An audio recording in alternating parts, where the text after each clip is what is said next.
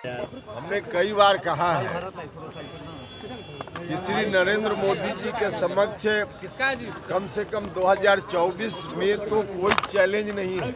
नमस्कार, आपके साथ मैं रोहित कुमार। आप न्यूज फॉर नेशन पर। उपेंद्र कुशवाहा ने अपनी नई पार्टी बनाई और उस पार्टी के बनाने के बाद पहली बार उनकी मुलाकात देश के गृह मंत्री अमित शाह से दिल्ली में हुई। और दिल्ली में इस मुलाकात के साथ जो है अब चर्चा इस बात को लेकर के कि उपेंद्र कुशवाहा तो अब एनडीए में एक तरीके से आ ही चुके हैं, कितनी सीटों पर चुनाव लड़ेंगे, सब कुछ आगे बताएंगे आपको। लेकिन प्रधानमंत्री नरेंद्र मोदी को जब चौतरफा घेरने की कोशिश की शुरुआत बिहार के मुख्यमंत्री नीतीश कुमार की तरफ से हुई है, वही नीतीश कुमार जो एक वक्त तक प्रधानमंत्री नरेंद्र मोदी के गुणगान के कसीदे पढ़ते थे, लेकिन अचानक से पलटी मारी और उसके बाद प्रधानमंत्री मोदी की नीतियों का जमकर विरोध करते नजर आए और उनके खिलाफ विपक्ष को लामबंद करने की सबसे बड़ी मुहिम के अगुवा बन गए हैं। नीतीश कुमार एक तरफ जहां प्रधानमंत्री को लेकर के तमाम दलों को एक मंच पर लाने की कोशिश कर रहे हैं, तो नीतीश कुमार के एक वक्त में बेहद खास रहे उपेंद्र कुशवाहा ने प्रधानमंत्री नरेंद्र मोदी को लेकर के अमित शाह से मुलाकात के बाद बड़ी बात कह दी है। अमित शाह से मुलाकात के बाद उपेंद्र कुशवाहा ने पटना एयरपोर्ट पर कहा है कि प्रधानमंत्री मोदी का कोई जोड़ नहीं और विपक्ष में किसी नेता में इतनी हैसियत या इतनी ताकत नहीं है जो उनके खिलाफ चुनाव लड़ करके जीत के दिखाए। क्या कुछ कह रहे हैं उपेंद्र कुशवाहा प्रधानमंत्री नरेंद्र मोदी की तारीफ में, किस तरीके से इशारों में उन्होंने बिहार के मुख्यमंत्री नीतीश कुमार पर जोरदार हमला बोला है, सुनवाते हैं आपको। हमने कई बार कहा है कि श्री नरेंद्र मोदी जी के समक्ष कम से कम 2024 में तो कोई चैलेंज नहीं है। जहाँ तक नीतीश जी के प्रयास का सवाल है, पता नहीं किस रूप में आप लोग उनके प्रयास को देखकर चर्चा करते हैं। क्या नया था उसमें? जाकर के मिले कुछ लोगों से, मिलने के बाद मीडिया से जब मुखातिब हुए उस वक्त सिर्फ वही लोग थे, उन्हीं पार्टियों के नेता थे जिन पार्टियों के साथ बिहार में नीतीश जी होते हैं, कांग्रेस, आरजेडी, जनता दल यूनाइटेड। तो इतने लोग तो यहाँ भी बिहार में भी होते हैं नीतीश जी।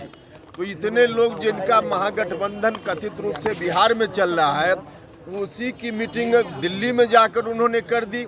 इसमें क्या नया है? कुछ भी नया नहीं। के नेता कह रहे हैं डील क्या हुई है बताएं जरा। आरजेडी कह रही है कि डील हुई है।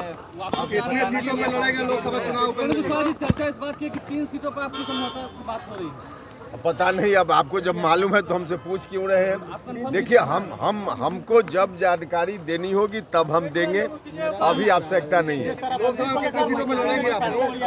शराबबंदी को लेकर जो मुआवजे का ऐलान किया नीतीश कुमार ने, पहले कहा था कि जो पिएगा वो मिलेगा। देखिए, नीतीश कुमार जी ने जिन जिन विषयों पर जो पॉलिसी इतने दिनों में अपनाई है, उनमें से अधिकांश पॉलिसी का खामियाजा आज राज्य भुगत रहा है और इतने दिनों के बाद उनको पीछे की बातों में परिवर्तन करना है, इस बात की आवश्यकता महसूस हो रही है।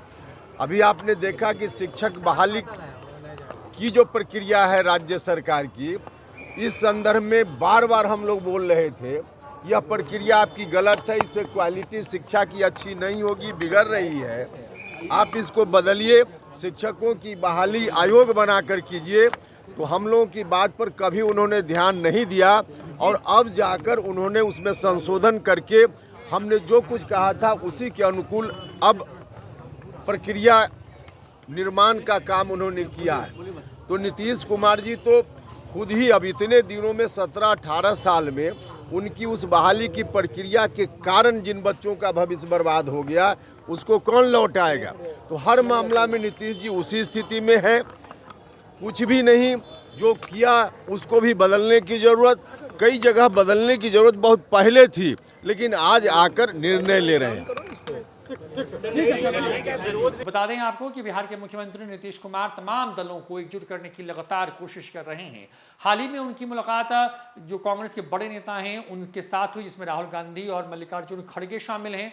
बड़ी बात यह है कि उपेंद्र कुशवाहा एक तरफ जहां लगातार जो है नीतीश कुमार की नीतियों का विरोध कर रहे हैं, उनकी पार्टी से अलग होने के बाद से लगातार उन पर सवाल खड़े कर रहे हैं, तो दूसरी तरफ जो बड़ी खबर सामने आई वो ये कि अब जो है एनडीए अपने आप को इंटैक्ट करने की कोशिश कर रही है और इसी के तहत तमाम एक एक करके जो बड़े चेहरे हैं जो इस वक्त नीतीश के खिलाफ बिहार में सियासी जमीन को मजबूत करने की कोशिश कर रहे हैं उनको साथ लाने की कोशिश हो रही है और शायद यही वजह है कि अमित शाह के साथ उपेंद्र कुशवाहा की मुलाकात को इसी नजरिए से देखा जा रहा है। हालांकि जदयू लगातार उपेंद्र कुशवाहा को लेकर के जब वो पार्टी में थे तब भी और जब पार्टी से वो अलग हुए तब भी उनके ऊपर ये आरोप लगाती रही है कि वो बीजेपी की टीम के तौर पर बिहार में काम कर रही थी और जदयू को कमजोर करने की कोशिश हो रही थी। फिलहाल इस वीडियो में इतना ही। नमस्कार।